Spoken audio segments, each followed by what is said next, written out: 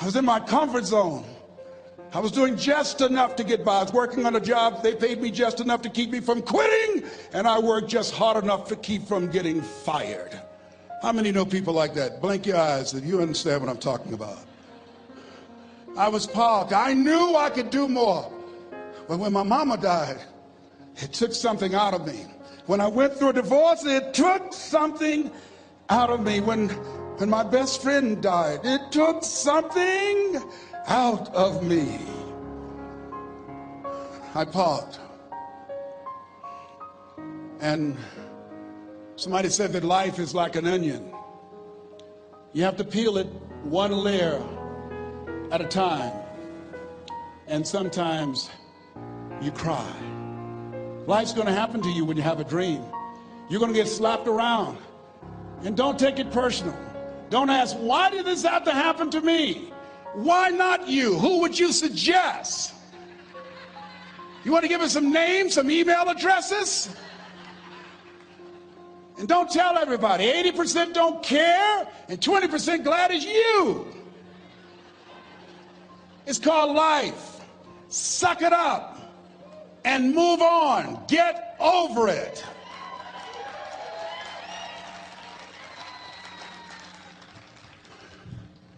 It happens to everybody. Here's the other thing: as you look at your goals and look at your dreams, when you're going through some stuff, repeat out to me, please. When things go wrong, don't go with them. Yes, write that down. When things go wrong, don't go with them. When you're working on a business deal, you're counting on some money. Someone said you will get the loan, and it falls through.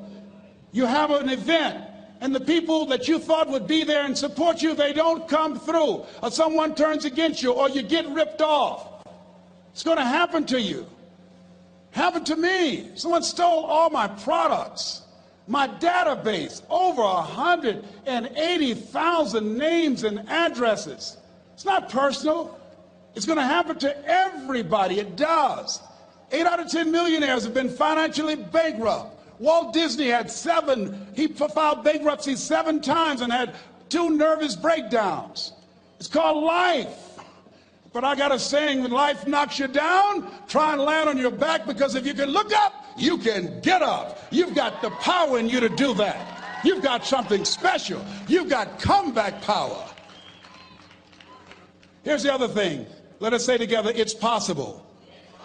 It's necessary. It's me. Yes, write that down. It's me. Take ownership for your life. Nobody can live your dream for you but you. Nobody's going to take care of your business like you. Stop coming up with excuses. Don't give yourself permission to continue to live a small life. You can't fit a big dream into a small life.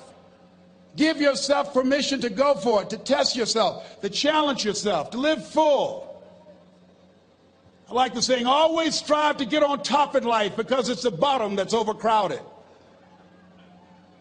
The reason you're here is because there's something in you that says, I can do more. This just can't be it. There's something in you. There's a calling on your life. There's something in your heart that caused you to get dressed and spend the money to go to seminar after seminar and listen to message after message and speaker after speaker. Because there's something in you that tells you this is not it for you. You have not peaked here. There's more in you that you are expressing. Eye has not seen, ear has not heard, nor has entered the heart of mankind what's in store for you if you challenge yourself, if you persist and persevere, if you take ownership for your life. George Bernard Shaw said the people that make it in this life, they look around for the circumstances that they want, and if they can't find them, they create them. Create what you want. You have the power in you to do more than you can ever begin to imagine, to control your destiny, to make a difference in our children, to make a difference on the planet, to make an impact. Let us say together, it's me. And let us say together, it's hard. Say it like you know it. Say, it's hard. Ladies and gentlemen, it's hard. There are people who have seen their retirements taken away from them by the corporations that they work for. They were within 2 or 3 years of retiring, and they had it taken from them. The number one entrepreneurs in this country now are senior citizens. The number one employer, number two, McDonald's and Walmart. And there's nothing wrong with those jobs. I guarantee you those people did not have a plan to end up living their lives at the end of life with those types of jobs. And they didn't have a plan like you have, and while you're investing in yourself, not to. And it's hard. There are people making choices between purchasing prescription drugs or paying for gas or a mortgage note. It's hard when you're working on a job for 20 years, 30 years, give them some good years, and then they come in and tell you, we've downsized. In other words, you're fired. And then you have to start all over again. How many of you know it's hard? Raise your hands, please. It's hard. And it's not fair. One of the things I like about T. Harv is he talks about work and investing in yourself. It's not fair when people are going up against that kind of stuff to tell them just think positive and be enthusiastic and everything will work out all right. Ain't that kind of party. It's hard. Life will put some knots on your head. I bought my first home for my mother. I was rushing, didn't know what I was doing, and I bought a home that had a lien against it. And they called me, Mr. Brown, yes, there's a lien against your property. We need $55,000 if you're going to stay there. Wait a minute, sir. I just bought this home. The guy told me there were no liens against it. I'm not the one that owe you the money. You should have checked that out, Mr. Brown. Come on. I called my attorney. We followed up. Yes, Les, there's a lien against the property. But he told me there were no liens. He lied, obviously. Oh, my God. He told me he wanted to help me because he admired the fact that I was buying this home for my mother and that he was adopted, and he identified with me. Les, he suckered you. He played you, man. So what? Well, would they take payment arrangements? What about $5,000 a month? They want all the money, Les. They want all the money, or you're going to have to get out. The house is going up for sheriff's sale. Do you have it? No, I don't have them. Can they give me some time? Tell them to give me 3 months, please. Give me 3 months. My mother's in her 70s, man. She has a bad heart. Don't do this to me. This is my dream. Don't do this, man. Please, let me talk to them. Les, I'm talking to their attorney. They don't want to talk to you. I've got to talk to the attorneys. Do you have the money? No. Will they give me 3 months? No. What about 2 months? No, Les. They want the money in 7 days. Oh, my God. Let me call you back. I'm not sure. And I walked the floors thinking, God, how could this happen to me? I got to figure this out. I got to figure this out. And it seemed like the days were just ticking off. Thursday, I had to call them and let them know. They called me, Les, do you have the money? No, I don't. Friday, you have to leave. The sheriff will be there. You're going to have to leave, Les. They're going to take my house. What about my down payment? You lost it, Les. You lost it. Okay. I got to go. Yes.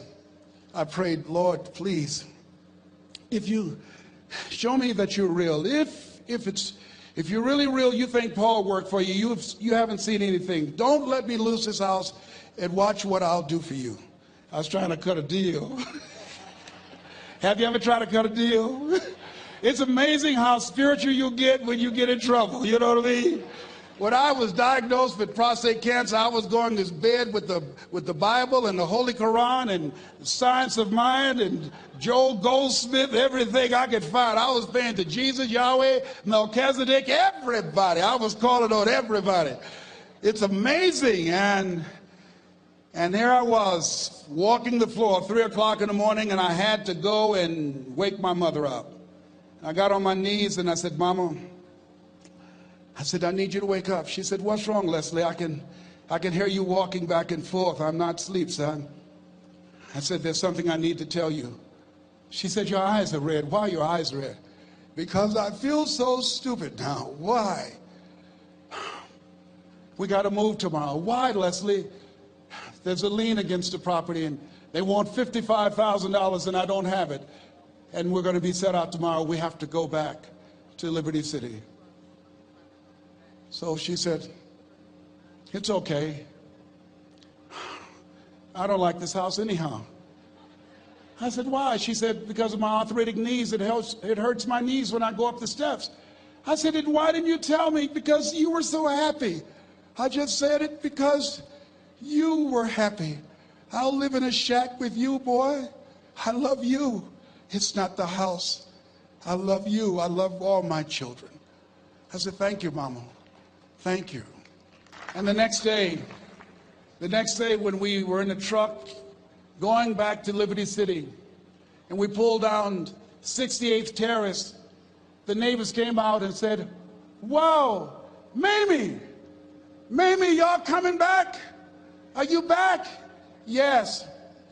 What happened to the home your boy bought for you? Those boys you adopted. Leslie didn't do a title search. He made a mistake. And boy, I was so humiliated. How many ever made a mistake that you were just humiliated? Raise your hands. I was devastated. I was taking the furniture off the truck, and my mother came, and I was crying. And she said, boy, I said, yes, ma'am. She said, hold your head up. I said, Mama, I can't. She said, hold your head up. I said, why? Look what I've done. She said, it's okay. It's okay. You are going to make a lot of mistakes in life, young man. You're going to fail your way to success. You have nothing to be ashamed of. Keep your head up and take that furniture back in the house. I said, yes, ma'am. And I learned something from that. If you ever go through something, hold your head up. If you ever make a mistake, hold your head up. If you ever do something that everything goes wrong, life catch you on the blind side, hold your head up. It's not over. Goethe said, that which does not kill you will make you stronger.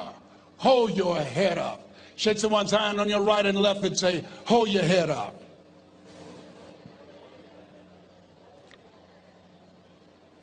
Here's something else, ladies and gentlemen. Repeat after me, please. You got to be hungry. Everybody together, you got to be hungry. I'll never forget Mr. Washington said, Mr. Brown, yes, sir. What do you want to do with your life, young man? I said, sir, I want to be a disc jockey. He said, Mr. Brown? I said, yes, sir. He said, you got to be hungry. I said, what do you mean by that? He said, people that are hungry are willing to do the things today others won't do in order to have the things tomorrow others won't have. People that are hungry are willing to invest in themselves. People that are hungry will go to seminars and workshops. People that are hungry are always searching, always seeking higher ground. So how do you want to make it? I said, I want to be a disc jockey. He says, good. Here's what to do. He said, I want you to read 10 to 15 pages of something positive every day. He said, you don't get in life what you want, you get in life what you are. You must program yourself to success. He said, I want you to listen to Earl Nightingale and Zig Ziglar. Listen, faith comes by hearing and hearing and hearing. He said, I want you to change your relationships. And I don't want you to ever lose your hunger. I said, what do you mean by that? He said, people that are hungry are unstoppable. People that are hungry are no matter what people. They make it happen no matter what. He said, I want you to listen to Paul Harvey. Who is he? He's the world's greatest communicator. Success leaves clues, young man. Always listen and follow people who are doing what it is you want to do at the level you want to do it, and learn from them. I told T. Hobb when we were standing by the stage, I said, hey man, I want to work more with you. I want you to coach me. I want to learn from you. See, I found you're never too old to learn and you're never too young to teach. Always have a thirst for learning. So I listened to Paul Harvey every day on the radio. While in school, I would go out and listen in his car. He gave me his keys. I was working to develop myself. And I continued to listen to motivational messages, and he would take me to see the late Dr. Norman Vincent Peale, who wrote the book, The Power of Positive Thinking. I toured with him before he passed. You have something special. You have greatness within you. Don't allow your circumstances to determine who you are. Don't allow your negative thoughts to hold you back. You have something special. You can do more than you can ever begin to imagine. Dr. Peale was an incredible man. I admired him. When he spoke, he gave me goosebumps. I can feel him in my heart. And I never forget, we were coming back to the school, and Mr. Washington said, Mr. Brown, yes, sir. When Dr. Peale spoke, you didn't move. When he spoke, you were hanging on every word. When he spoke, we didn't have to tell you to sit down and be quiet. Why? I said, sir, I could feel him when he talked. I felt like he was talking to me, sir. He said, he was. I said, but he doesn't know me, but he was speaking to you. Did you feel him in your heart? I said, yes, sir. He said, most people feel him in their head. If you felt him in your heart, he said, listen to him, son. Follow him, learn from him. And I would go to seminars and workshops. Anywhere I would find where Dr. Peale was, I would be in the audience. I would drive 200 and 300 miles just to hear him speak. And my dream and vision was to share the stage with him. I thought about it. What is your goal? What is your vision? I want you to hold it in mind. There's some power in that, because when I became involved in speaking, I never forget, I got a call from Og Mandino, who wrote the book, The Greatest Salesman in the World. He said, Les, I'm stuck in Philadelphia. I need to be in Kankakee. Dr. Norman Vincent Peale is appearing. I can't make it. I heard you're in Chicago. I said, yes, I am. Can you go and open for me? I said, yes, man. Oh, my God. Dr. Peale, I said, yes, I'd love to do it. And I went there, and I came. I said, hi, I'm Les Brown. He said, you're not the band of renown? I said, no, I'm Mrs. Mamie Brown's baby boy. I'm here to speak. He said, come backstage. And his wife, Martha, was there. And she said, Papa, Les Brown is here, the speaker. And he said, Les Brown, shoot for the moon. Because even if you miss, you'll land among the stars. I said, sir, that's my quote. I wrote you when I was in the 11th grade. I was a part of a special education class project. That's my quote. He said, I know. I end all my speeches with that quote. And Dr. Peale had a great sense of humor. A young man was backstage, and I had so many questions to ask him, and my mind froze up, and the young guy said, Dr. Peale, how old are you? And he was up in age. He said, Sonny, I'm 92. The young man looked at him and said, I don't know if I want to live to get 92. He said, that's because you've never been 91. So I did the things that Mr. Washington suggested. I listened to motivational tapes on a regular basis. I would go to seminars and workshops whenever Zig Ziglar and Dr. Dennis Wakley and Jim Rohn would come to town. And I said, sir, what do you want me to do now? He said, Mr. Brown, I've given you everything that I can give you. He said, develop your mind, put your money where your mouth is, continue to learn how to be an effective communicator, because once you open your mouth, you tell the world who you are. And always surround yourself with OQP, only quality people. So I went to apply for a job on Miami Beach. WMBM radio station. Milton Butterball Smith was the program director.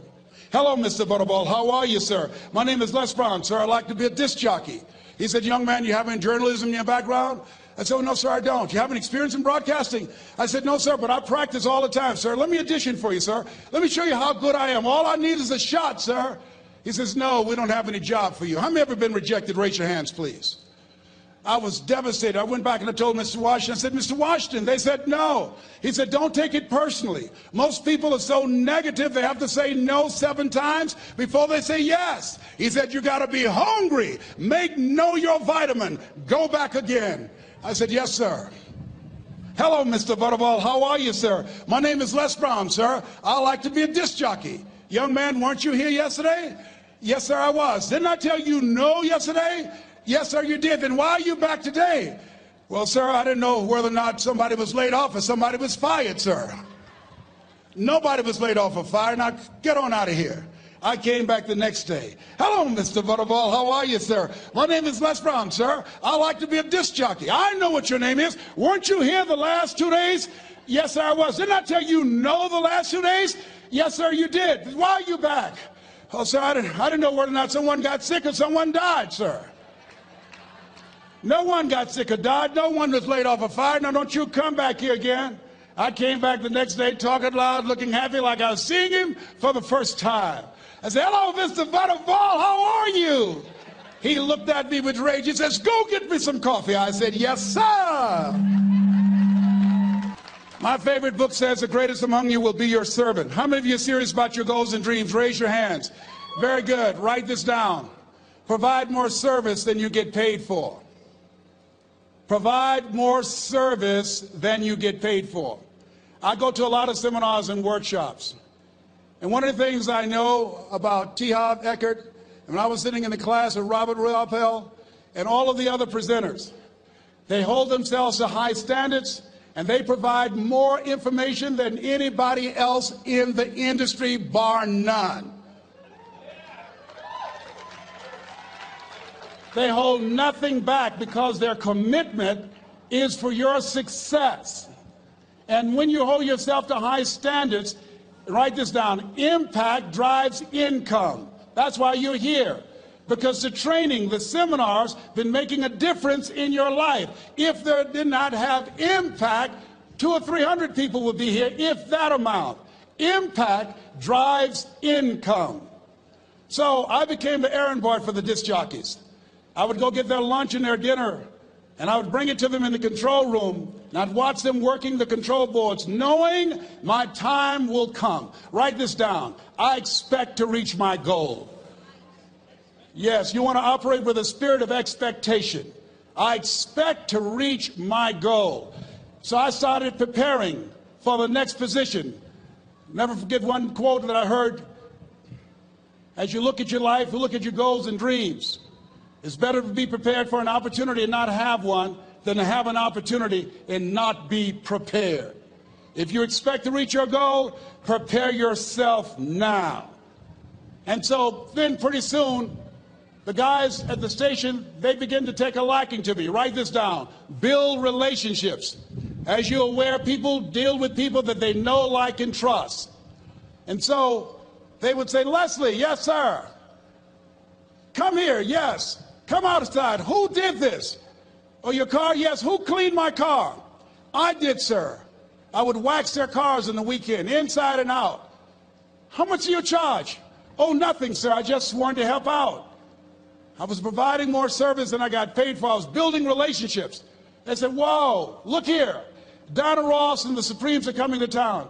The Four Tops and the Temptations. Here are my car keys. Pick them up for me. Take them to the Fontainebleau Hotel on Miami Beach." I said, "Yes, sir." I would drive them all over Miami Beach in their big, long Cadillacs. I didn't have any driver's license, but I was driving like I had some. Then one day, it was a Saturday afternoon, a disc jockey by the name of Rockin' Roger was drinking while he was on the air. It was a Saturday afternoon, and I was the only one there. Rockin' Roger got so drunk, he could not complete the show. He started slurring his words. He's about to fall off the chair. And there I was, looking at him through the control room window, walking back and forth, young, ready, and hungry. I was saying, "Drink, Rock, drink. Drink, Rock. I'd have gone and get him some more if he'd asked me to." Then pretty soon the phone rang. It was the general manager, and I answered the phone. I said, "Hello?" He said, "Young boy, this is Mr. Klein." I said, "I know." He said, "Rock can't finish his program." I said, "I know." He said, "Would you call one of the other DJs in?" I said, "Yes, sir." I said to myself, he must think I'm crazy. I called my mom and my girlfriend, Cassandra. I said, "Y'all come out on the front porch and turn up the radio. I'm about to come on the air."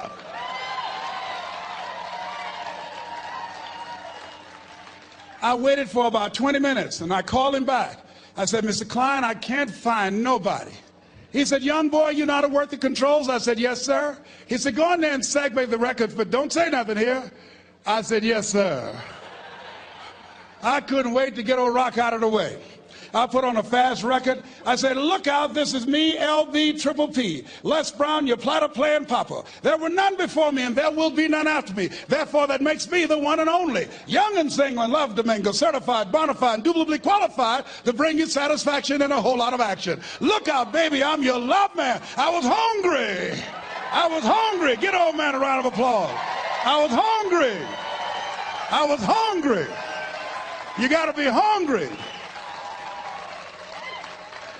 Shake someone's hand on your right and left all around you and say, you got to be hungry. You got to be hungry. To get those dreams out of your head and step into your greatness, you got to be hungry. To get those ideas, that talent, that gift out of your system, you got to be hungry. To get up off the canvas of life and understand what Willie Jolly meant, that a setback is a setup for a comeback, you got to be hungry. People that are hungry are willing to do the things today others won't do in order to have the things tomorrow others won't have. How many of you got value out of what you've heard thus far? Raise your hands, please. Very good. I'd like to leave this with you. I don't know what your goals are. I don't know what you want to do. Here's what I know about you. You have greatness within you. Here's what I know about you. I can help you to live full and to die empty. I can show you what I've learned. If anybody told me that I would be doing what I'm doing now, I leave here today, I go to New Orleans and speak there, then I'll be flown to Barcelona.